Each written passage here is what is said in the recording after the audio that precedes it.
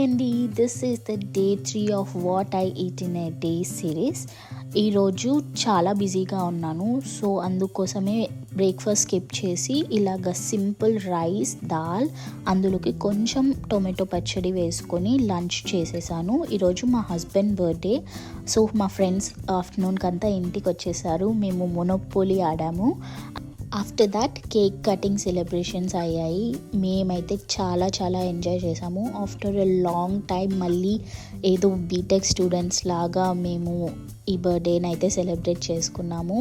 వర్క్లో పడిపోయి స్ట్రెస్ అంతా ఎక్కువైపోయి ఇలాంటి సెలబ్రేషన్స్ చేసుకోవడం చాలా తగ్గిపోయింది ఈ మధ్య.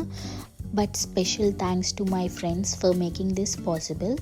నైట్ డిన్నర్ కోసము ఇండియన్ రెస్టారెంట్కి అయితే వెళ్ళిపోయాము. అసలు ఇక్కడ చాలా తక్కువ ఇండియన్ రెస్టారెంట్స్ అవైలబుల్గా ఉంటాయి. అందులో కూడా టేస్ట్ అయితే మన ఇండియాకి అసలు దగ్గరలో కూడా ఉండవు. ఏదో అలాగా అడ్జస్ట్ చేసుకొని బతికేస్తున్నాము.